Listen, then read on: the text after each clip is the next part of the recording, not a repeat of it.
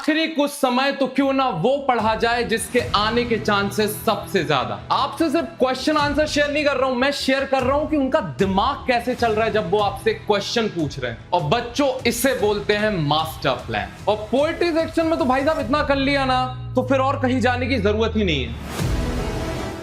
Hello मेरे Rajasthan board 12th के प्यारे प्यारे बच्चों, आपका स्वागत है अरिविहान के इस यूट्यूब प्लेटफॉर्म पर। अगले 30 से 35 मिनट आपके एग्जाम की तस्वीर बदल के रख देंगे, ये मेरा वादा है। क्योंकि हम यहां पर डिस्कस करने वाले हैं इंग्लिश के 50 सबसे इंपॉर्टेंट क्वेश्चन आंसर्स। इसमें आपका ग्रामर सेक्शन भी है, राइटिंग सेक्शन भी है, आपके टेक्सचुअल क्वेश्चन आंसर्स भी हैं और अनसीन पैसेज की भी बात करेंगे। बच्चों, ये डेटा जो तैयार किया गया है, ये बस आपके पुराने कुछ क्वेश्चन आंसर्स को रख के तैयार नहीं किया गया है। इसमें इस बात का खास ध्यान रखा गया है कि बोर्ड जो इतने सालों से आपको क्वेश्चन आंसर्स दे रहा है, उनका माइंडसेट क्या है। और अगर हम उसको समझ लेंगे ना, तो यकीन मानिए सब कुछ बेहद ही आसान हो जाएगा। आइए चलते हैं हमारी पहली स्लाइड पे, जो कि है आपके प्रश्न पत्र का ब्लूप्रिंट। अच्छा, एक बात गौर करने लायक है, समझने लायक है कि राजस्थान बोर्ड, यकीन मानिए, मैं मानता हूं, बिल्कुल भी इजी क्वेश्चन आंसर्स कभी नहीं देता है। आप ऑलरेडी एक जंग पे हो, आप ऑलरेडी एक लड़ाई कर रहे हो, आपको यह जानना जरूरी है कि आप बहुत अच्छी मेहनत कर रहे हो, क्योंकि इतना चैलेंजिंग पेपर आता है कि किसी के लिए भी वो कठिनाई का सबब बन सकता है। क्योंकि ज्यादातर बार देखा गया है कि क्वेश्चंस आंसर या तो रिपीट नहीं होते हैं, या रिपीट होते हैं तो लैंग्वेज बिल्कुल बदल दी जाती है, या फिर लैंग्वेज नहीं तो कभी किसी चैप्टर से क्वेश्चन पूछे जा रहे हैं, सालों नहीं पूछे जा रहे हैं, फिर एक दिन उससे क्वेश्चन आंसर आ जाएगा और बच्चे सोच रहे हैं यार मैंने तो अच्छी टेक्निक, अच्छा सब दिमाग लगा के तैयारी की थी, फिर भी फंस नहीं रहा है कुछ। तो उसके लिए ये आपके लिए जानना उतना जरूरी नहीं है, क्योंकि यहां तो कुछ भी बदल सकता है। अनसीन पैसेज 9 मार्क्स का आता रहा है, दूसरा पार्ट उसका 6 मार्क्स का आता है, और उसके बाद आपके ये चाहे आपका राइटिंग सेक्शन हो, चाहे आपका ग्रामर हो, ये सब उतनी समस्या का विषय नहीं है। समस्या का विषय है ये कि हमें एग्जाम को अप्रोच कैसे करना है।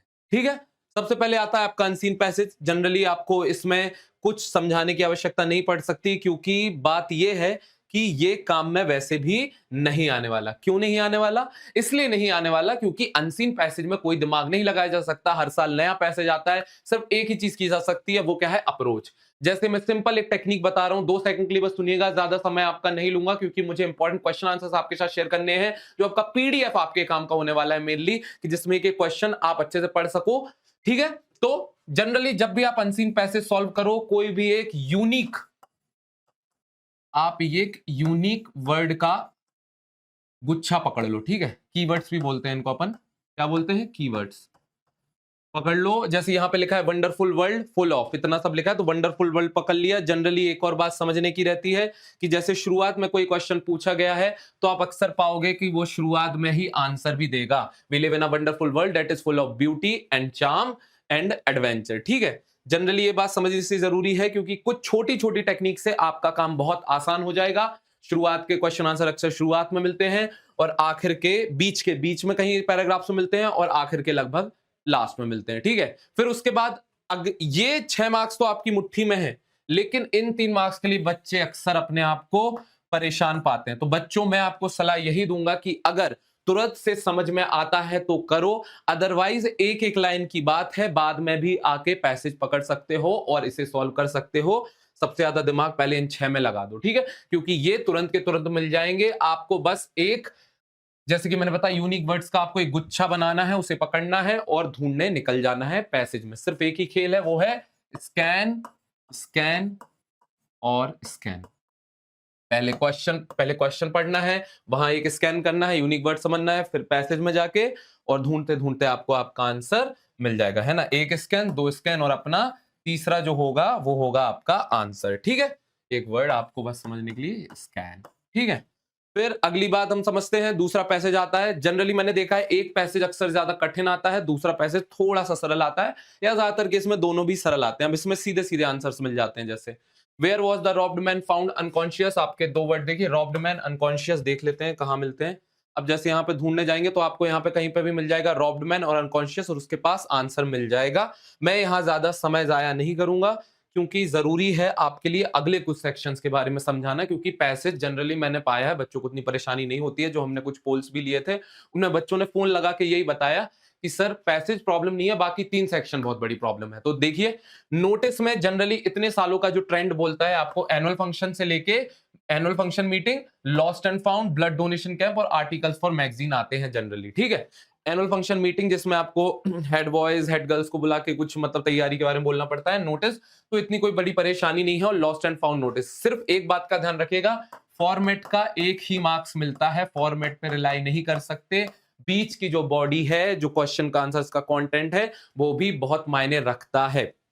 और मैं आपसे एक और बात कह दूं, ये सारा कुछ आपको आपके आरबीएससी वाले फॉर्मेट में समझाया गया है, राइटिंग स्किल में समझाया गया है। वहां जाके अगर आप इसको पढ़ेंगे तो आप बढ़िया से समझ पाएंगे। ऑलरेडी आपको गिवन है। आपको, मुझे इस पॉइंट पे लगता है एक आधी दो टॉपिक में प्रॉब्लम होनी चाहिए, अदरवाइज सब बेहतरीन होना ही चाहिए आपका इस वक्त तक। एडवर्टाइजमेंट बहुत ही अच्छा विषय, बहुत ही अच्छे से पढ़ाया गया है। कंप्लीट राइटिंग स्किल पे आप जा सकते हैं वीडियो पे। सिंपली आपको हर तरीके के क्वेश्चन आंसर में एक चीज मिलेगी कि कॉमन लाइंस बहुत होती हैं यूज, जैसे सेलिंग हाउस होल्ड गुड्स, तो आप पाएंगे immediately sale, immediately want to sell household goods, price negotiable, ऐसी 3-4 लाइनें आप प्रयोग करेंगे, आपका काम हो जाएगा। ग्रूम वांटेड में आप ग्रूम वांटेड लिखोगे, सिंपली नाम लिखो, डिटेल लिखो, हाइट लिखना है, कलर कॉम्प्लेक्शन लिखना है, जॉब लिखना है, और फिर प्रेफरेबली ये सब लिख के आपको उसको डिफाइन करना है कि आप क्या चाहते हैं। एड्रेस, कॉन्टैक्ट और नेम डालना नहीं भूलना है, क्योंकि इसके भी मार्क्स होते हैं। इजी है, बहुत इजी है एडवर्टाइजमेंट अगर आ जाए। फिर उसके बाद आर्ग्यूमेंट फॉर और अगेंस्ट, 90% लोग यही करने का ट्राई करते हैं, क्योंकि इसमें फायदा ये होता है कि जनरली एक अगर आपको मन का कोई टॉपिक मिल गया तो बस उसके फॉर और अगेंस्ट में लिखना है, बिना फॉर्मेट की चिंता किए, बिना किसी डिटेल्स की चिंता किए। जैसे नोटिस में आपके डब्ल्यूज मेंशन होने चाहिए, जैसे हु, वेयर, व्हेन, है ना, who, where, when, whom, what, क्या हो रहा है, किसके लिए हो रहा है, कौन करवा रहा है, कहां हो रहा है और कब हो रहा है। अगर अपने 5 डब्ल्यू मेंशन कर दिए, कोई आपके 1% मार्क्स नहीं काट पाएगा, ठीक है। फिर आपका होता है आर्ग्यूमेंट, मैंने बता दिया, ठीक है। फॉर और अगेंस्ट आप समझ रहे होंगे। सिंपली अब आ जाते हैं इनविटेशन पे। इनविटेशन पे सिंपली एक्सेप्ट और डिक्लाइनिंग ही पार्ट रहता है, और दोनों में थोड़ी सी इंफॉर्मेशन का प्रयोग होता है। राइटिंग स्किल में बार बार ये चीज समझाई गई है कि कौन सी आपकी कॉमन लाइंस हैं जिनका आप उपयोग कर सकते हो, और उसके बाद आगे बढ़ के भाई साहब आप या तो इनविटेशन रिजेक्ट कर दो या एक्सेप्ट कर लो, पर दोनों केस में आपको कॉमन लाइन, जिनको हम क्या भी बोल सकते हैं, कॉमन लाइंस भी बोल सकते हैं और टेम्पलेट्स भी बोल सकते हैं, ठीक है। टेम्पलेट्स नहीं, जो कॉमन लाइंस होती हैं जो हर जगह प्रयोग हो सकती है, ठीक है, समझ गए। अब जैसे पहले एडवर्टाइजमेंट समझ लेते हैं। क्या लिखा हुआ है, you want lady teacher for DAV public school Jaipur, they should be MA MSc in the first division. देखिए इतनी लाइन, राइटिंग स्किल में ऑलरेडी आपको ये सब कुछ एज ए एग्जांपल समझाया गया है। जब भी जॉब वाली सिचुएशन होती है, सबसे पहले आप क्या लिखते हो, सिचुएशन वेकेंट या फिर जॉब वेकेंट ऐसा लिखते हो, पर सिचुएशन वेकेंट ज्यादा बेटर रहता है। आप इन सब का प्रयोग करते हो। सिंपली सबसे ज्यादा फायदा एडवर्टाइजमेंट लिखने में यह है कि सिर्फ बॉक्स का ध्यान रखो दोस्तों। अगर आपने बॉक्स का ध्यान रखा, इन केसेस में क्या है, यहाँ पे बॉक्स है, नोटिस में बॉक्स है, अपना एडवर्टाइजमेंट में बॉक्स है, ठीक है। आर्ग्यूमेंट, इन्विटेशन भी आप लिखते हो सब में, तो सिचुएशन वेकेंट आपने ये सब चीज लिखी। अगर आपने यहाँ पे एड्रेस लिखना है, आपको कॉन्टैक्ट लिखना है, नेम लिखना है, ठीक है, ये सब चीजें आपको यहाँ पे समझने की। फिर आपकी नॉर्मल इंफॉर्मेशन आधे से ज्यादा यही दी गई है सिचुएशन वेकेंट को लेके। और राइटिंग स्किल में आपको कॉमन टेम्पलेट्स भी मिल जाएंगी। टेम्पलेट्स मैं बार बार समझा रहा हूं, हर जगह काम में आएंगी। टेम्पलेट्स के लिए सिंपल जो हम यूज कर सकते हैं वो है कॉमन लाइंस, जो हर जगह प्रयोग हो जाती हैं, ठीक है। ये आपको राइटिंग स्किल्स में ढूंढनी पड़ेगी और आपका काम आसानी से हो जाएगा, ठीक है। उसके बाद आपको किसका आता है, नोटिस आता है। नोटिस में सिंपली मैंने बता दिया 5 W, this is to inform all the students your school is organising a blood donation camp in a locality, draft a notice informing the student. तो अब देखिए सिंपली जैसे आप नोटिस लिख रहे हो, ठीक है, ये आपका फिर से मैंने बना दिया क्या, बॉक्स। नोटिस लिख दिया आपने, यहाँ पे हेडिंग, फिर डेट लिख दी, फिर यहाँ आपका स्कूल नेम आ गया, ठीक है, स्कूल नेम आ गया। फिर यहाँ पे आपका क्या आ गया, सब्जेक्ट हेडिंग आ गया, ठीक है, जो भी है। फिर दिस इज टू, आपने क्या लिखा, आपने यहां पे लिखा दिस इज टू इन्फॉर्म, आप यहां पे हु, सिंपली आप this is to inform who all the students, है ना, दैट व्हाट, कुछ भी लगा दो, ब्लड डोनेशन कैंप लगा दो या एनसीसी कैंप लगा दो या किसी प्रकार की कोई डिबेट कंपटीशन के मतलब क्या कहते हैं जो आपको जिनको पार्टिसिपेट करना है उनके लिए लिया जा रहा है, ठीक है। This is to inform students that, this is to inform all the students, वो आपको स्वयं ढूंढना पड़ेगा। This is to inform all the students that what is taking place, blood donation camp is taking place where, when and where, ठीक है, आपके 5 W तो यही हो गए। इंटरेस्टेड स्टूडेंट्स, ठीक है, इंटरेस्टेड स्टूडेंट्स में कॉन्टेक्ट अंडरसाइंड। सिंपली आप एक बात बताइए, आधे से ज्यादा काम नहीं हो गया आपका? आपने यहाँ पे एक हु कर दिया, ठीक है, यहाँ पे आपका व्हाट आ गया, यहाँ पे व्हेन आ गया, यहाँ पे वेयर आ गया, यहाँ पे एक अंडरसाइंड आ जाएगा, यहाँ पे आपका नाम और designation. Very easy, very easy. ये सब चीजें आपको समझाई गई हैं राइटिंग स्किल्स के, आप लाइव भी देख सकते हैं, जो सॉरी राइटिंग स्किल का जो आपको कंप्लीट ग्रामर में आरबीएससी में समझाया गया, वहां जाके आप इसको आसानी से पढ़ सकते हैं।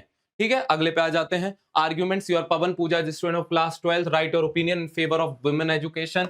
4-5 लाइनें आपको हमेशा याद रखनी चाहिए जब भी आप पैराग्राफ लिखो या इस तरीके की चीज लिखो। Simply, is important topic in our society, in our modern society या society, it affects in many ways। अब 3-4 वेज लिख दो, है ना, 3-4 वेज लिख दो कैसे हेल्प करता है, 1 2 3 4, है ना। इट इम्पैक्ट सोसाइटी, ये सब कुछ कॉमन टेम्पलेट्स होती है जिनका प्रयोग करके आप आधे से ज्यादा काम कर लोगे। 5-6 लाइन का तो मसौदा, 5-6 लाइनें याद करके, कॉमन लाइन्स याद करके जाओ ही जाओ कि इतने पॉइंट्स पे लिखूंगा।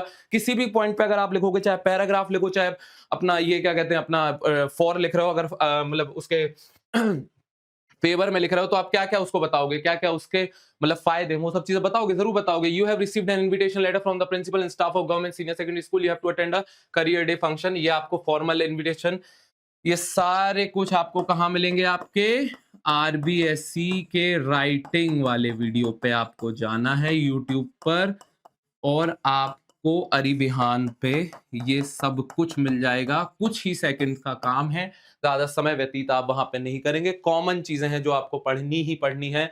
Thanking message to your friend सबसे आसान है, अगर इनफॉर्मल मिल जाए तो सबसे आसान होता है, क्योंकि इनफॉर्मल इनविटेशन में आपको ज्यादा बातचीत करने की आवश्यकता नहीं है। गलत शलत मतलब ऐसा होता है कि एक लैंग्वेज होती है फॉर्मल में जो आपको फॉलो करनी पड़ती है, लेकिन इनफॉर्मल में ऐसी प्रॉब्लम नहीं आती। अब आपके पैराग्राफ आ जाते हैं। पैराग्राफ को कैसे डील करोगे? पैराग्राफ को जनरली डील करने का तरीका मैं बता देता हूं आपको। जैसा मैंने आपको बताया था अभी, फेवर में लिख रहे हो आप या नहीं लिख रहे हो, तो जैसे पैराग्राफ में भी आप सेम चीज फॉलो कर सकते हो। आप फ्लड सीन आप लिखोगे तो कैसे डिस्क्राइब करोगे? पहले इंट्रो करोगे, एक इंट्रो सीन होगा। फ्लड में क्या देखते हो? पानी देखते हो, बरसात देखते हो, घर उजड़ते हुए देखते हो, क्यों होता है फ्लड, रीजन लिखोगे, है ना। और ठीक है, फिर एक कंक्लूजन कर लोगे तो आपका काम हो जाएगा कि इसको कैसे रोक सकते हैं, सब चीजें डाल सकते हैं। ये तो इंपॉर्टेंट टॉपिक्स है, लेकिन आपको हमेशा सरल टॉपिक्स लेने चाहिए। जैसे बेनिफिट्स ऑफ मॉर्निंग वॉक, ये सरल टॉपिक है। अब मुझे पता है आप लोग इस पर भी लिख सकते हो, लेकिन एग्जाम में रिस्क नहीं लेना होता, क्योंकि काफी सारा काम है। सिर्फ यही लिखना होता तो बहुत देर तक लिखते, आपके पास बहुत कम समय है। ठीक है, स्कूल मॉर्निंग असेंबली नहीं, house on fire, science and technology पे लिखो, इंपॉर्टेंस ऑफ इंग्लिश लैंग्वेज पे लिखो, ऑनलाइन लर्निंग पे लिखो। इन सब पे सेम लाइन यूज हो सकती है, क्योंकि लिखो is very important part of our modern society, science is technology is modern part of our society, English language is very important part of our modern society, online learning is very important in modern day society, है ना। It helps us in many ways. तो ऐसी बहुत सारी lines है जो commonly use की जा सकती है। रिपोर्ट टॉपिक्स होते हैं आपके, PNB raw, price distribution function. तो सिंपली इसमें भी सरल सरल चीजें चुन सकते हैं अगर आपके पास मौका है। प्लांटेशन प्रोग्राम, प्राइस डिस्ट्रीब्यूशन, क्योंकि अगर आप पीएनबी रॉ वगैरह ये सब चुनेंगे, या फिर आप चुनेंगे क्या कहते हैं, अ 2 day old girl found lying in a bag, इस तरीके के आप टॉपिक्स चुनेंगे तो आप फंस भी सकते हैं, क्योंकि आपको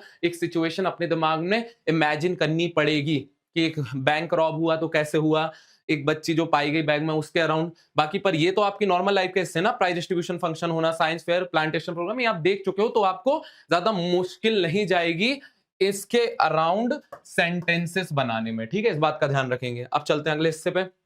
इसी तरीके से आपने देखा कि रिपोर्ट हमने वहां पे डिस्कस कर ली है, open bag no bag day. Paragraph जैसे आपको यहाँ पे क्या लिखा है, the scene of polling station in about 100 words. अब देखिए वैसे तो कठिन है, या तो आप इनमें से एक चुन सकते हो। जैसे यहाँ पे क्या है, सिंपली दिया है नो बैग डे, ये आसान है। ये क्या है, ये आसान है। लेकिन अगर कोई मेरा दोस्त, मैं जनरली आपको सलाह ये दूंगा कि एग्जाम में ज्यादा रिस्क लेने की कोशिश नहीं करनी है। अब जैसे जनरली मुझे नहीं लगता बहुत सारे बच्चों को आइडिया होगा कि वोटिंग डे पे कैसा सीन रहता है, और ईवीएम वगैरह इन सब का क्या मतलब भी क्या है, क्यूज ऑफ पीपल ऑफिसर्स, मतलब क्या पूरा प्रोसेस रहता है। तो अगर आप ये कर सकते हो, well and good, but I will always suggest you कि आपको इजी पार्ट पे ज्यादा ध्यान देना चाहिए। ऐसा नहीं है कि आप ये सोचो कठिन करूंगा तो बेहतर मार्क्स मिलेगा, नहीं, मार्क्स सही करने के मिलते हैं, कठिन करने के नहीं। ठीक है। अब जैसे ये हमारे बिजनेस लेटर रहते हैं, inquiry related, complain related, placing order, official भी रहते हैं। अब इसमें जनरली अपन को समझना है, लेटर आपको आते ही आते हैं, लेटर टू द एडिटर आता है, सिंपली फॉर्मेट फॉलो कर दीजिए। फॉर्मेट आपको जस्ट का 10 फॉलो करना है। फिर उसके बाद आप एक चीज देख रहे होंगे, daily newspaper drawing the attention of the authorities on the poor drainage system, ill maintenance, सारी चीजें दी गई। अगर एक एक टॉपिक भी प्रयोग करोगे, एक लाइन को, shallow drains, due to shallow drains water always comes to the surface, है ना, ये सब चीजें आप एक एक लाइन भी बनाओगे ना पर एक आपके टॉपिक पे, तो भी आपका लेटर पूरा भर जाएगा।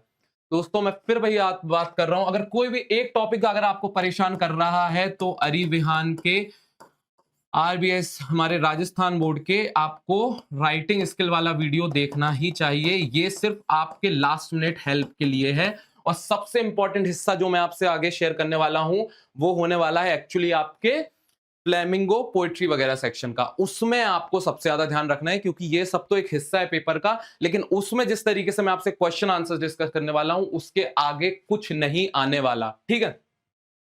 सबसे इंपॉर्टेंट हिस्सा ये है कि अगर सीवी आए तो मैं आपको सलाह यही दूंगा कि सीवी ही करें, क्योंकि इतनी इंफॉर्मेशन लिखनी है, ये ऑलमोस्ट आधा हिस्सा है उसका, और आधे मार्क्स इस चीज के मिलते हैं, और ये याद करके जाना काफी इजी है। अगर आपने इतनी इंफॉर्मेशन लिख दी, सीवी में आपको एक जनरल इंफॉर्मेशन लिखनी पड़ेगी जॉब के लिए कि मुझे जॉब चाहिए ऐसे, तो उसके बाद आपको सिर्फ सीवी अटैच करना है और आपको उसके बढ़िया से भाई साहब फुल मार्क्स मिल जाएंगे, ठीक है। इतनी इंफॉर्मेशन मिनिमम लिखनी है, उसके अलावा आप वीकनेस, स्ट्रेंथ, ये सब हॉबी वगैरह भी जोड़ सकते हो। अब भैया आ जाते हैं हमारे ग्रामर वाले हिस्से पे। किस पे आ जाते हैं? ग्रामर वाले हिस्से पे। अब हो रहा है मेन खेल शुरू। मुझे पता है कि सबसे ज्यादा अगर किसी चीज की अगर आपको चिंता है तो वो है आपका ग्रामर सेक्शन, क्योंकि इसमें कुछ भी हो सकता है। पहली बात, कई बच्चे ऐसे हैं जो फ्रेजल वर्ब्स पे बहुत परेशान रहते हैं, उनकी भी अभी चर्चा करूंगा कि सबसे इंपॉर्टेंट फ्रेजल वर्ब आपके एग्जाम पॉइंट ऑफ व्यू से कौन से हैं, और उसके अलावा क्वेश्चन आंसर तो हम डिस्कस करने वाले हैं जो आपके लिए महा इंपॉर्टेंट है, और मेरा यकीन है कि उसके बाहर कुछ नहीं हो सकता। ऑलमोस्ट मुझे लग रहा है 80% तक फंसना चाहिए, ठीक है। I have found the pen, I lost the pen, ठीक है। सिंपली आपको 2 क्लॉज जोड़ने हैं, ठीक है, आप सभी को पता है। अब ये जनरली जो ज्वाइनिंग होती है वो क्लॉज रिलेटेड ही होती है, हमने पढ़े हुए हैं, एडजेक्टिव क्लॉज, एडवर्ब क्लॉज, ये सब बहुत ही इजी है दोस्तों, बिल्कुल भी कठिन नहीं है। मैं आपको ये बात हर बार बता चुका हूं, और ये चीज हमने डिस्कस की थी कहां पे, हमारे ग्रामर वाले आरजे का, जो हमने ग्रामर का किया है, मतलब जो तैयारी की थी उसमें इन सबको बहुत डिटेल में समझाया गया है टॉपिक्स वाइज, आप वहां जाके बिल्कुल देख सकते हो। कंप्लीट ग्रामर है। I have found the pen, I lost the pen. Generally in case में आप क्या पाते हो, एक ना एक चीज ऐसी रहती है जो कॉमन रहती है। बात हो रही है दोनों जगह पेन की बात हो रही है कि नहीं हो रही है, बिल्कुल दोनों जगह पेन की बात, दोनों जगह आई भी है, लेकिन आपको यहाँ पे विच का प्रयोग करना है। Which generally non living things के लिए प्रयोग होता है, पहली बात तो आपको पता होना चाहिए, ठीक है।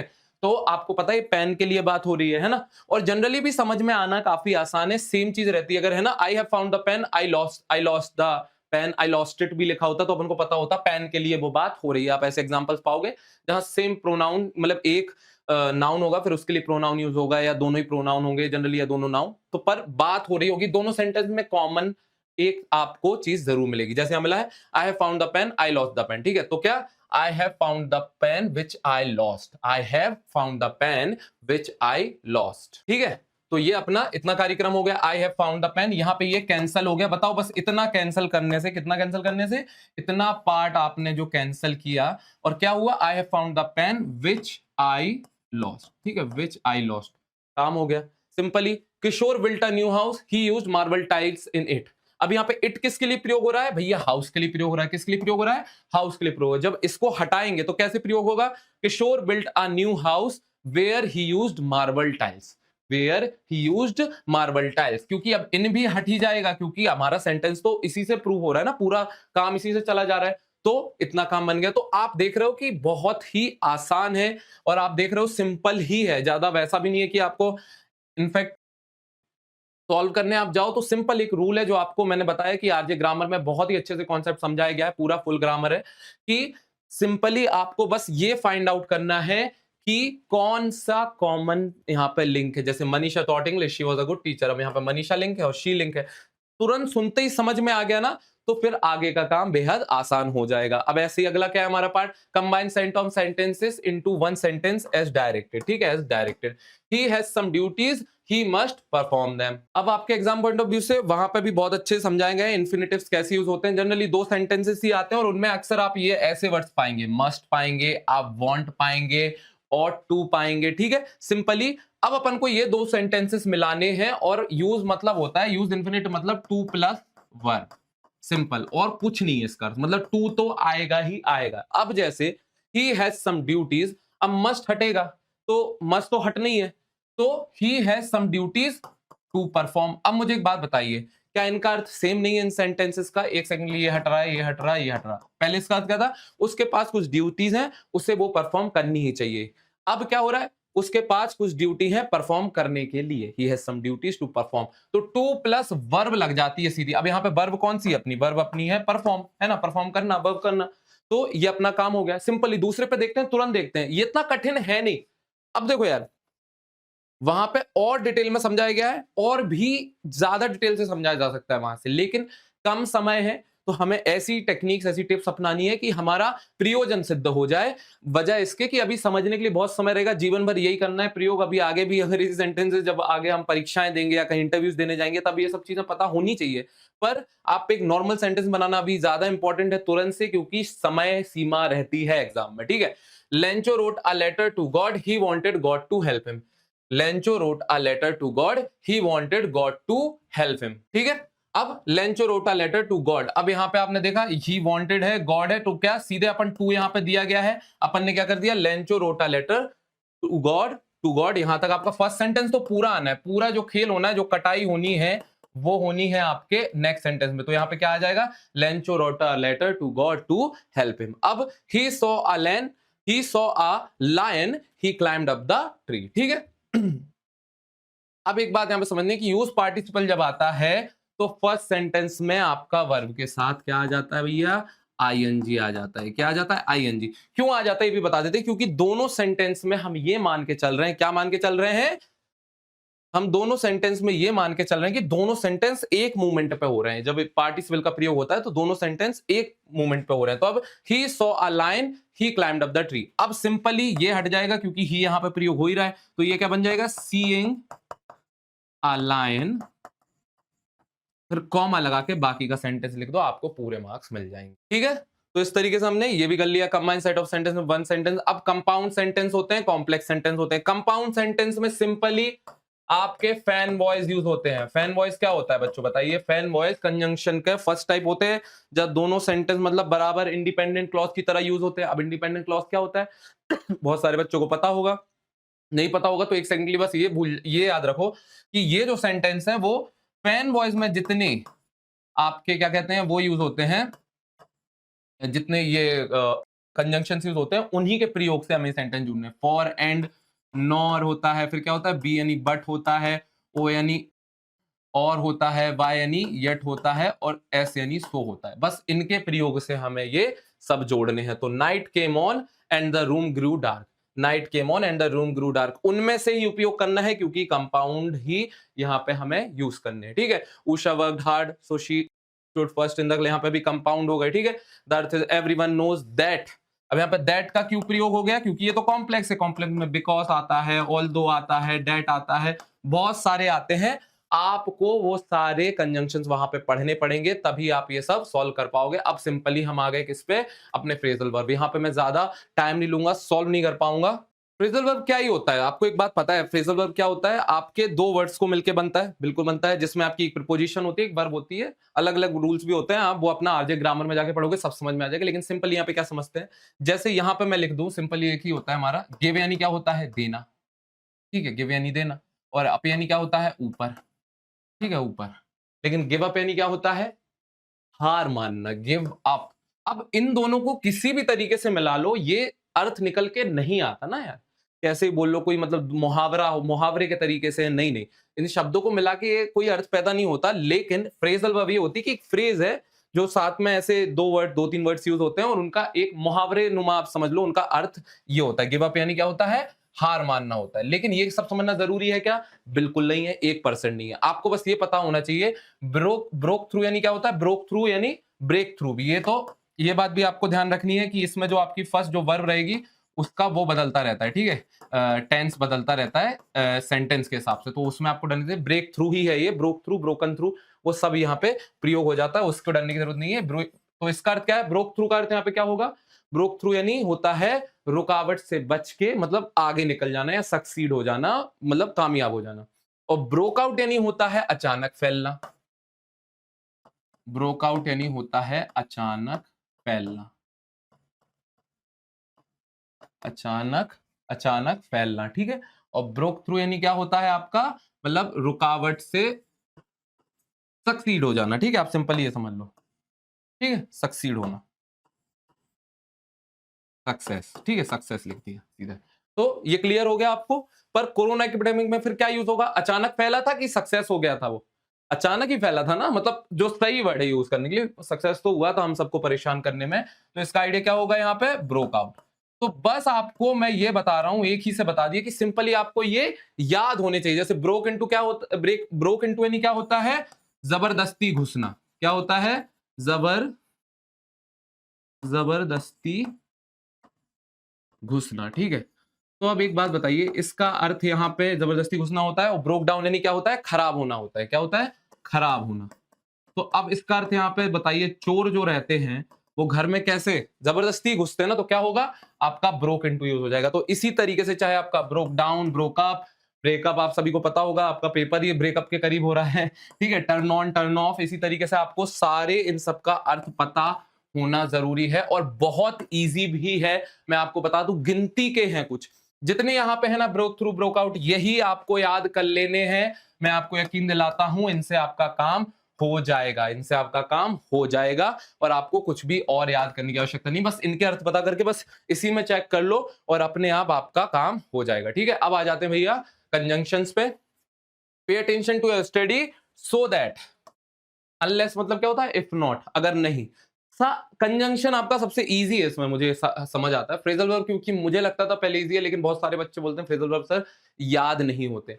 बच्चों यकीन मानिए, फ्रेजल वर्ब इतने आसान आते हैं, आप बस मीनिंग याद कर लो, बस एक बार हिंदी में अर्थ याद कर लो, आप सेंटेंस देख के समझ जाओगे। जैसे वहां चोर लिखा था, तो जाहिर सी बात है जबरदस्ती घुसेंगे, ये सब बात उनकी होगी, उस बारे में कोई गलत बात ही होगी।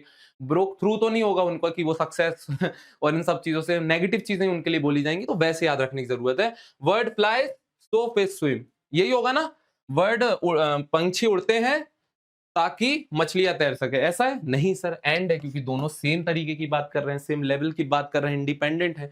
तो आपको यह समझना बहुत जरूरी है कि कंजंक्शंस हो या आपके कुछ भी हो, बहुत छोटा सा हिस्सा आता है इनके लिए।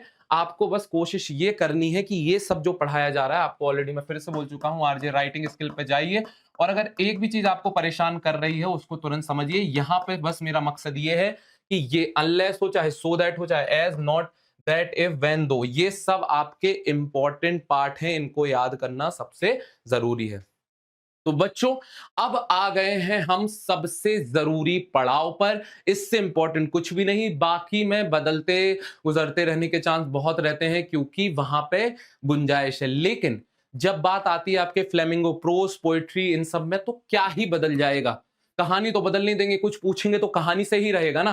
तो बस बच्चों अब नोट कर लीजिए, मैं आपके साथ सारे क्वेश्चन आंसर यहाँ पे शेयर करने वाला हूं, साथ ही साथ बताऊंगा भी कि वो क्वेश्चन आंसर एग्जाम में कितने इंपॉर्टेंट होने वाले हैं। देखिए भैया, एक्सट्रैक्ट मैंने यहाँ पे शेयर नहीं किया, पिछले सालों से डीप वाटर का 2 से 3 बार आ चुका है, 2 से 3 बार आ चुका है, उसके अलावा इंडिगो का भी आ चुका है, ठीक है, और ये कठिन इससे भी है। तो इनमें एक्सट्रैक्ट में बेसिकली सारी आंसर्स आपको वही मिल जाएंगे, तो डरने की आवश्यकता बिल्कुल नहीं है। लेकिन आपसे ये शेयर करना जरूरी था कि डीप वाटर 2 से 3 बार आ चुका है, तो जब आप इस चैप्टर को पढ़ें तो इस कहानी को बेहतर तरीके से पढ़ें, फिर इंडिगो पे भी उतना ही ध्यान दें, ताकि एग्जाम में आप भाई साहब बिल्कुल क्विक पकड़ सको उसको, ठीक है। फिर what thing did the little friend notice in the school after an order from Berlin, ये आपके आफ्टर दैट डे, मतलब what did school notice in the after an order from Berlin, इसमें यह भी आ सकता है आपका कि what did the little French notice in the school that day. अब वो आपका दैट डे कौन सा है, सेम डे है जिस दिन आपको क्या आया था, बर्लिन से ऑर्डर आया था, ठीक है। तो वो सारी चीजें फ्रेंच का घर से निकलते हुए, सब चीजों को देखते हुए जाना, चाहे वो बुलेटिन बोर्ड हो या सड़कें हो, और जब स्कूल पहुंचा तो उसने स्कूल में देखा कि कैसे पुराने सब लोग पीछे बैठे हुए हैं, वो सब बहुत इंपॉर्टेंट है, ये आपका बहुत इंपॉर्टेंट होने वाला है, ठीक है।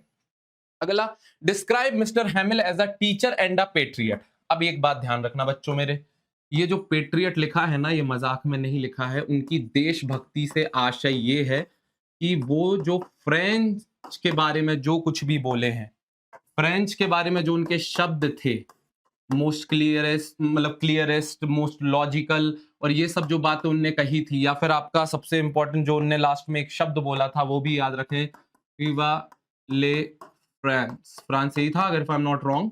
तो I guess this is it. ये अगर आपने इतना कर लिया तो आप यकीन मानिए उनकी देशभक्ति, फ्रेंच लैंग्वेज को लेके जो उन्होंने बात करी उसके बारे में यहाँ पे बात हो रही है, ठीक है, लैंग्वेज। तो इसको लेके उनने जो कुछ भी बातें करी हैं आपको वो याद रखनी बहुत जरूरी है। और एज ए टीचर से आशय ये है कि जो सब चीजें उनमें उस दिन चेंज महसूस की फ्रेंच ने, वो भी, और खास तौर पे उनके पहनावा भी ना भूले। क्या ना भूले? पहनावा उनका जो था उस दिन का पहनावा, वो भी अपन को नहीं भूलना है, ठीक है।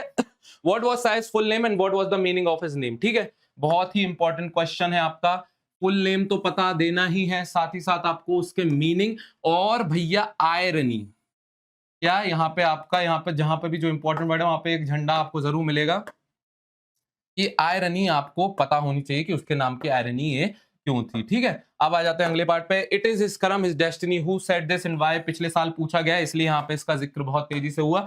लेकिन एक और कैरेक्टर है मुकेश और साहिब आलम के अलावा, जो सबिता नाम का कैरेक्टर है, तकरीबन 2 बार पूछा जा चुका है, 2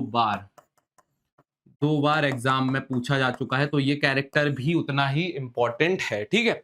how did the instructor build a swimmer out of Douglas. अब ये जो 2 क्वेश्चन है भाई साहब, एक तो इंस्ट्रक्टर ने कैसे किया, इंस्ट्रक्टर वाला पार्ट, साथ ही साथ आपका है कि डगलस, देखो इंस्ट्रक्टर वाले पार्ट में आप क्या लिखोगे कि इंस्ट्रक्टर ने जो सारे 1 2 3 4 जो भी तरीकों से सिखाया वो, और डगलस ने जो शुरुआत की थी कि कैसे वो पहले इंस्ट्रक्टर के पास गया, ठीक है, फिर इंस्ट्रक्टर के पास गया, फिर खुद भी कहां गया, लेक पर गया अपना चेक करने के लिए, और लास्ट में जो उसने चीजें अपनाई, जो उसने डायलॉग अपनाया कि मतलब उसे जहां लगा कि डर उसके पीछे आ रहा है तो उसने उस पर भी डायलॉग मारा, तो ये सब चीजें आपको पता होनी चाहिए। How did the drowning experience affect Douglas. अब ये बहुत इंपॉर्टेंट हिस्सा है क्योंकि ये दोनों आपको समझने हैं। ड्राउनिंग वाला जो आपका आता है उसमें जो 2-3 पूरी कहानी है, जो पहले वो जब नीचे जाने लगा उसे सब रोशनी वो दिखने लगी कि वो अब कूद जाएगा, कॉर्क की बात की वो अगर जमीन पर पैर रखते ही उछलेगा लेकिन जब ऊपर नहीं जाए और उसने हार मान ली, ये सब एग्जाम पॉइंट ऑफ व्यू से वो पूरा जो हिस्सा था वो कहानी का, वो आपको याद होना चाहिए। क्वेश्चन 10 बार भी पलट के आ गया तो बिल्कुल बनेगा, ठीक है। अब आ जाते हैं अगले हिस्से पे। What did the peddler, What did the peddler sign himself as captain von Stahle, ठीक है, कैप्टन वॉन्सथेल। ये वाली कहानी आपको पता होनी चाहिए क्यों ऐसा हुआ। ये बहुत इंपॉर्टेंट हिस्सा है। Describe the red trap seller, उसका जो कैरेक्टर स्केच है ना वो आपके लिए बहुत इंपॉर्टेंट है क्योंकि उसमें आपका ये सब कुछ कवर हो जाएगा। जो सबसे इंपॉर्टेंट आपका, क्योंकि क्वेश्चन कौन सा होने वाला है आपका एक, वो ये है कि what made the peddler think the world of a red trap. ये बहुत कमाल का कहानी का हिस्सा है जो आपको पता होना ही होना चाहिए। चलिए अब किस हिस्से पे आ जाते हैं। What were the feelings of एडला and her father when they got the news about the peddler. ये एक सिंपल क्वेश्चन है जो पूछा गया है। जब उन्हें पता चलता है कि असल में वो चोर है तो उसके बारे में क्या उनके ख्यालात आते हैं, घर आके क्या होगा, क्या चम्मच भी छोड़ी होगी जब उनके पापा जी कमेंट करते हैं तो उसके बारे में भी बातचीत है। तो वो ठीक है, वो आप याद कर सकते हो कहानी के हिस्से, लेकिन ये आपको याद रखना ही रखना पड़ेगा, ठीक है। List the places that Gandhi ji visited between his first meeting with Shukla and his arrival at Champaran. ये आपके लिए इसलिए जरूरी क्योंकि कहानी शुरुआत से लेकर आखिर तक कहां तक जाती है ये बात पता होगी तो बढ़िया भैया, अच्छी बात है ना। What was the long term contract? Long term contract क्या था, आपको लॉन्ग टर्म कॉन्ट्रैक्ट बताना है। उसके बाद यहाँ पे एक चीज और आप जो ऐड कर सकते हो जो मेरे ख्याल से आपके लिए बहुत काम की रहेगी, वो है 25%। अब 25% क्या है, जो उन्हें मुआवजा मिलने वाला था लैंडलॉर्ड की तरफ से, उसकी भी बात है, ठीक है। ये अपना कॉन्ट्रैक्ट कौन सा था, इंडिगो वाला था, इंडिगो। ये जो मुआवजा था वो वाला हिस्सा भी आप याद अगर कर लो, मुआवजा 2, ये भी आपका एक क्वेश्चन बन सकता है, ठीक है, ये भी आपका एक क्वेश्चन बन सकता है। फिर ये तो आपका इंपॉर्टेंट है ही है। फिर अगला, what steps did Gandhi ji take to remove social and cultural backwardness. अच्छा, अब इसमें सबसे इंपॉर्टेंट पार्ट क्या होने वाला है कि आपको 2 तरीके की चीजें यहां पे समझने की आवश्यकता है। कि सबसे पहली बात, उन्होंने यहाँ पे एक और चीज थी जो आपको समझना है, वो है हेल्थ कंडीशन के लिए भी काम किया था। इसके लिए काम किया था, हेल्थ कंडीशन के लिए भी काम किया था। तो वो कैसे बेहतर की, और साथ ही साथ जो वहां पे बैकवर्डनेस थी वो भी एक साथ याद कर लोगे तो एग्जाम में कुछ भी क्वेश्चन आ जाए इससे आगे गांधी जी के लेसन में इंडिगो में कुछ नहीं आ पाएगा। Why did Gandhi ji help the peasants in Champaran, एक बार पूछा गया, ये भी आपको पता चल जाएगा। Write down some qualities of Subbu, ये सबसे इंपॉर्टेंट क्वेश्चन है आपके पोएट्स और पैनकेक से। एक ही सबसे इंपॉर्टेंट क्वेश्चन मुझे समझ आता है उस चैप्टर से, इसमें ही आप सुब्बू का पूरा कैरेक्टर स्केच याद कर लेना एक हिसाब से। सुब्बू का स्केच, कैरेक्टर स्केच बोल दूं, पर कैरेक्टर स्केच बोलूंगा तो आप लोग पूरे उसमें फंस जाओगे, लंबा याद कर लेंगे। यही है आपका मेन कैरेक्टर, इसके अराउंड जो कुछ भी हो सब याद कर लेना, ठीक है। What are some of the positive views, ठीक है। हाँ, मुझे कुछ बच्चों ने ये भी बोला था कि सर क्वालिटीज में से उसके, क्योंकि सुब्बू भाई साहब, सुब्बू से आपका काम हो जाएगा, सुब्बू यार लिख, ठीक है, इससे आपका काम कंप्लीट हो जाएगा, ठीक है। तो बस सुब्बू को कर लेना और बाकी आपका काम कंप्लीट, ठीक है। फिर what are some of the positive views on interview, positive views on interview आपके कैसे होंगे? सिंपली आपको जाना है और इंटरव्यू में सिर्फ 2 चैप्टर्स में वैसे ही बटा हुआ है तो पॉजिटिव व्यूज वाला पार्ट कर लो, और उसके अलावा अंबर टीको में इंट्राइसिस का जो वो कॉन्सेप्ट समझाते हैं वो बहुत इंपॉर्टेंट है। और फिर एक क्वेश्चन जो आपको आ चुका है और सिंपली इसमें कुछ कठिन करने लायक नहीं है, अंबर टीको की एक उनने नॉवेल पूछी है वो आपको पता होनी चाहिए और उसकी ह्यूज सक्सेस क्यों थी ये आपको पता होनी चाहिए, लेकिन ये दोनों ऐड करके रखें ताकि आपका आधे से ज्यादा हिस्सा उसमें कवर हो जाएगा चैप्टर का। अब वाई डिड सोफी, सोफी का जो उससे ब्रदर से रिलेशनशिप था उसके बारे में बहुत पूछा जाता है, और सोफी और जेंसी के बीच का डिफरेंस बहुत पूछा जाता है, ठीक है, ये मैंने देखा है। सोफी और उसके ब्रदर के बीच के रिलेशनशिप के बारे में अच्छे क्वेश्चंस बनते हैं, उसके अलावा सोफी और जेंसी के बीच में जो डिफरेंस था उसको लेके बहुत क्वेश्चंस बनते हैं, तो उसका अपन ध्यान रखेंगे। अब आ जाते हैं भैया पोएट्री पे। पोएट्री में क्या होता है? एक्सट्रैक्ट्स हैं भैया, सीधे सिंपल, ठीक है। सबसे ज्यादा एक्सट्रैक्ट आए हैं अभी तक आपके इतने सालों में कीपिंग क्वाइट से, फर्स्ट नंबर, सेकंड आपका ऑन जेनिफर से, फिर मुझे लगता है थिंग ऑफ ब्यूटी बहुत इंपॉर्टेंट है। अच्छा, टेक्निकल बात यह है कि 2 आने हैं और उनमें से आपको एक एक्सट्रैक्ट को मतलब उसका लिखना है रेफरेंस, कॉन्टेक्स्ट और पूरा एक्सप्लेनेशन। तो 3 याद कर लोगे तो वैसे भी 2 याद करने की आवश्यकता नहीं है क्योंकि फंस ही जाएगा, है ना, फंस ही जाएगा। कोई अब उससे बाहर तो केस बन नहीं सकता, जो जितने भी बन सकते हैं इन 3 के 3 भी याद कर लिए तो बाकी 2 की फिर जरूरत नहीं पड़ेगी, है ना।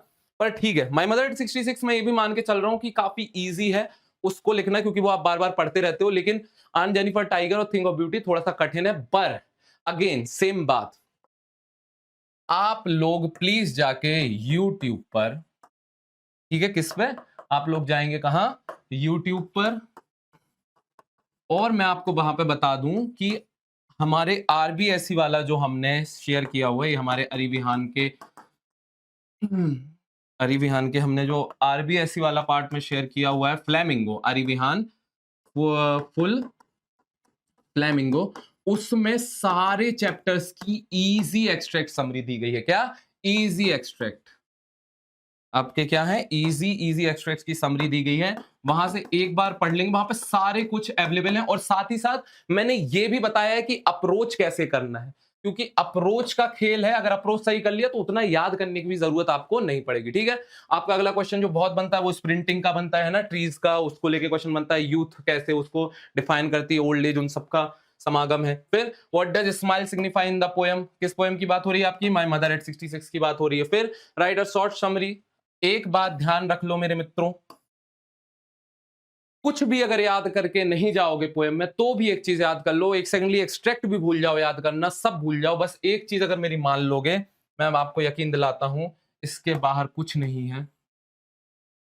ये है आपका सिंपली, मैं बता रहा हूं आपको, सेंट्रल आइडिया और आपका समरी।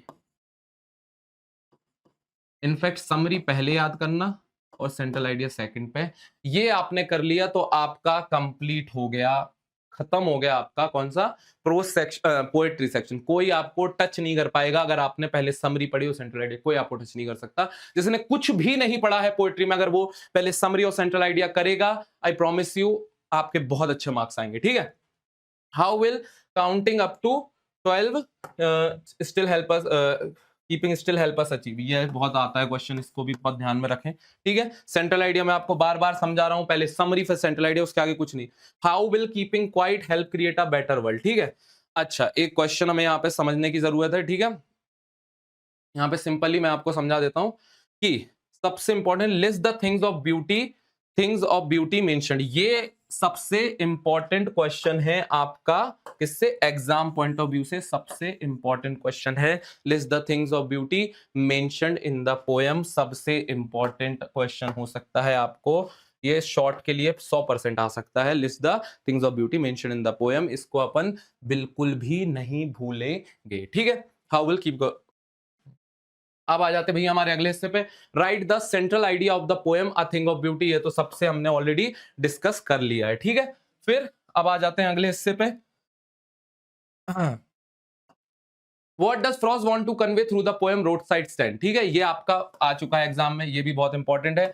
सेंट्रल आइडिया मैंने आपसे ऑलरेडी बोल चुका हूं, थिंग ऑफ ब्यूटी कोई नहीं टच कर सकता, सबसे इंपॉर्टेंट लगता है मुझे थिंग ऑफ ब्यूटी का सेंट्रल आइडिया। फिर what was the plea of folk, plea वाला क्वेश्चन भी बहुत टाइम से आ रहा है, इसको भी इंपॉर्टेंट ही मान के चलेंगे रोड साइड स्टैंड के लिए। सेंट्रल आइडिया फिर से जेनिफर का हो चाहे आपका रोड साइड स्टैंड का हो। इंटरप्रेट द सिंबल फाउंड, अच्छा आन जेनिफर टाइगर में वैसे तो बहुत सारे सिंबल्स हैं, मैंने देखा है लगभग हर बार क्वेश्चन बदल जाता है, कभी वेडिंग बैंड पूछ लेते हैं, तो कभी फ्लटरिंग फिंगर्स पूछ लेते हैं, कभी टाइगर्स पूछ लेते हैं, तो हमने तीनों ही जोड़े हुए हैं। जितने भी वहां पे आपको सिंबल्स दिख रहे हैं उनको जरूर जरूर याद कर लेना है, ये सब आपके लिए बहुत इंपॉर्टेंट है, चाहे ये हो, चाहे आपका टाइगर्स हो, चाहे आपका फ्लटरिंग फिंगर्स हो, ठीक है। हम अच्छे से समझ गए इसको।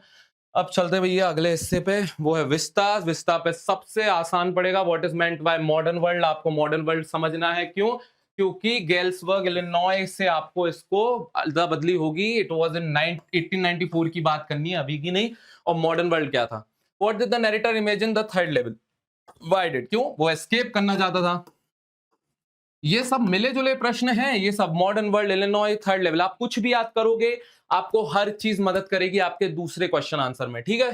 What does Sam write a letter to child, why why ही है, सारे वाई पूछे जा रहे हैं। आप एक बात और ध्यान रखेंगे, वाई, कई बार ये चीज बहुत आसान करती थी एग्जाम, व्हाट पूछा जाता है अगर बहुत ज्यादा तो आप व्हाट के लिए तैयार करोगे, लेकिन आपको यहाँ पे वाई तैयार करना है, क्यों हुई कोई चीज, ठीक है। तो why does the name tiger king justify in the, ये तो गलती है, why does the name tiger king justify in the story, ठीक है। टाइगर किंग क्यों जस्टिफाई करता है नेम स्टोरी का, क्योंकि सारी स्टोरी ही टाइगर के अराउंड है। एक किंग होता है जिसे टाइगर मारने वाला रहता है, फिर वो टाइगर्स को मारता है उसके अराउंड, फिर वो 100 टाइगर्स को मारता है, उसकी मौत भी टाइगर से होती है, तो ऑब्वियसली जस्टिफाई के लिए आप 4 इंस्टेंस भी लिख दोगे फुल मार्क्स मिलेंगे। What proclamation was issued by Maharaja, क्या प्रोक्लेमेशन उन्होंने इशू किया था। इसमें छोटे छोटे जो स्टोरी है टाइगर किंग विशेष इंपॉर्टेंट है, क्योंकि विश्ता में एक ऐसा चैप्टर जो मजेदार चैप्टर और इजी चैप्टर है, बाकी सब काफी डिफिकल्ट चैप्टर है और बहुत लंबे लंबे हैं, लेकिन महाराजा वाला चैप्टर जो अपना टाइगर किंग का है वो काफी इजी है, आप याद कर सकते हो। टाइगर किंग से कैसे मौत हुई, 100 टाइगर ने कैसे मारा उसकी कहानी। How was the 100 tiger arrange for the target, ये भी कमाल का क्वेश्चन है, ठीक है, इसको भी आप आसानी से कर लेंगे, ठीक है। फिर आ जाते हैं अगले हिस्से में, why is Antarctica the place to go to understand the earth past and present future, ये बहुत आता है भैया पेपर में, इसको लिख लो, अगर अंटार्कटिका वाले चैप्टर से कोई आएगा तो मेनली इसके आने के चांसेस हैं। What was the chief concern for Sadao's father, ये शॉर्ट क्वेश्चन आंसर्स हैं तो इन पे ज्यादा तवज्जो देने की जरूरत नहीं है, एक बार याद कर लोगे याद हो जाएगा। Who was Sadao, where was his house, ये भी बहुत इजी है। ये थोड़े लॉन्ग आंसर्स में हैव इज रिवॉर्ड, इनके बारे में आपको पढ़ना जरूरी होगा, पर कोई प्रॉब्लम नहीं, आपके साथ आंसर्स भी मैं शेयर करूंगा, सो डोंट वरी, वो सब कुछ हो जाएगा, ठीक है। Do you agree with Sadao's act, explain, yes आप अग्री करते हो पर क्यों, ठीक है। How did Mr Lamb motivate Derry, Mr Lamb ने डेरी को कैसे मोटिवेट किया, ये बहुत इंपॉर्टेंट है। मिस्टर लैम और मिस्टर डेरी इन दोनों के कैरेक्टर स्केच जरूर याद कर लेना, कैरेक्टर स्केच इनके जरूर याद कर लेना, डेरी और लैम के, उसी में आपको आधी कहानी आपकी कंप्लीट हो जाएगी, ठीक है, तो वो आप जरूर से याद कर लीजिएगा, ठीक है। अगले हिस्से पे आ जाते हैं, what does the meaning of third well, third well का क्या मीनिंग था ये आपको समझाना है, ठीक है। We too are human being, दो कहानियां हैं सिंपली और उनके भी बहुत सारे हिस्से हैं, तो विस्ता में अक्सर मैंने देखा है छोटी छोटी डिटेल्स पे क्वेश्चन पूछे जा रहे हैं, छोटी छोटी डिटेल्स पे, लेकिन जो आपके लॉन्ग आंसर है वो अभी भी सेम आते हैं, जैसे how can the indignities or untouchabilities can be thrown away according to unknown, आपको पर मैं सिंपली बता देता हूं, सबसे इंपॉर्टेंट आपके एग्जाम पॉइंट ऑफ व्यू से मुझे पर्सनली लगता है कि है आपका टाइगर किंग, और फिर थर्ड लेवल भी है और एनिमी भी है, वो ज्यादा इंपॉर्टेंट समझ में आते हैं मुझे, ठीक है। बट आप अपने तरीके से और भी ट्राई कर सकते हो, और भी कुछ चैप्टर्स तो ऐसे हैं जिनके क्वेश्चन आंसर्स बिल्कुल ही नहीं आते, जैसे आप देखिए जैसे हमारा प्रोज है, तो उसमें जो आपके लास्ट के 3 चैप्टर हैं उनसे बहुत मिनिमल क्वेश्चंस आते हैं और वही आपसे शेयर की गए जिनके सबसे ज्यादा चांसेस हैं। Otherwise first 5 chapters are most important. Prose first 5 chapters most important. Poetry extracts पढ़ोगे, एक्सट्रैक्ट्स, समरी और सेंट्रल आइडिया अपना मेन कंसर्न होना चाहिए, बाकी सब कुछ उसी से हो जाएगा, आई प्रॉमिस यू। ठीक है, ये कर लिया। और उस एक्सट्रैक्ट्स के लिए कहां जाएंगे अपन? एक्सट्रैक्ट्स के लिए हम जाएंगे यूट्यूब पर, यूट्यूब अरिविहान। ठीक है, और फिर अपना जो आता है विस्ता का सेक्शन आता है। विस्ता के लिए क्या करेंगे?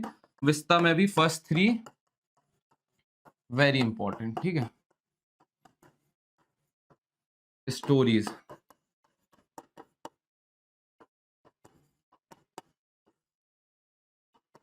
स्टोरी सारी इंपॉर्टेंट है, सारी याद होंगी तो लिख ही लोगे। ठीक है, अब आ जाते हैं भैया अपने ऑब्जेक्टिव्स पे। ऑब्जेक्टिव्स हमने यहाँ पे आपसे मेनली शेयर किए हैं जिनके आने के चांसेस बहुत ज्यादा हैं, बट बड़े ही रैंडम आते हैं। कहानी आपको पता होनी चाहिए, तब ही हो सकता है। What was the third level आपको लिखना पड़ेगा, imaginary discovery of narrator's mind. जैसे ये समझ आ गया, what is unless thing narrator sees at the Grand Central, क्या देखता है वो? अब देखिए, मोटर कार देखता है, थर्ड लेवल देखता है, ट्रीज देखता है, ये सब आपको पता होनी चाहिए। वो अब देखिए कितने नॉर्मल, ये ऐसे क्वेश्चन भी आ सकते हैं। हु वाज लुइसा, ये तो आपको पता है, सिंपल है। अब जैसे यहाँ पे एक क्वेश्चन था, मैंने देखा था, हु वाज दुराई सानी, दुराई सानी। अब ये कौन बता पाएगा, है ना? क्या दुराई सानी कौन था? ये ओल्ड लेडी, यंग लेडी। अब जनरली यहाँ पे आपके साथ फायदा जरूर ये हो सकता है कि आपको ऑप्शन जनरली ऐसे सरल मिलते हैं कि आप इजीली, अगर आपको थोड़ा भी स्टोरी के बारे में पता है तो आप तुरंत पकड़ लोगे कि greedy women wife of high rank British officer. तो इस तरीके से आप उसे करके ले जाओगे अगर आपने थोड़ा बहुत भी पढ़ा। अगर बिल्कुल नहीं पढ़ा है तो फिर आपकी कोई मदद नहीं कर सकता। वो भी जानते हैं कि बहुत रैंडम है, इसलिए वो सरल ही रखते हैं। तो यहाँ पे कम से कम आपके लिए 30-40 हम लोगों ने यहाँ पे रखे हुए हैं तैयार करने के लिए। तो बस बच्चों, इतनी सी कहानी थी, लास्ट तक आपको करने, ये सॉल्व करने के लिए, आपके लिए, आपकी मदद के लिए है। तो बस अच्छे से तैयारी करिए। इन क्वेश्चन आंसर्स पे आप 100% तरीके से रिलाई कर सकते हैं और मैं आपको यकीन दिलाता हूं आपका पेपर बहुत सरल हो जाएगा, बहुत आसान हो जाएगा, आप कमाल करोगे। तो फाइनल मूवमेंट्स है, तो यहां पे जरूरी है कि हम बहुत जो पढ़ाई करें, बहुत नपी तुली स्मार्ट वर्क करना है। तो इसलिए जरूरी है कि भैया वो पढ़ो जिसके आने के चांसेस सबसे ज्यादा है। ठीक है, तो बस इतनी सी कहानी थी। जय हिंद, जय भारत, मिलते हैं अगले वीडियो।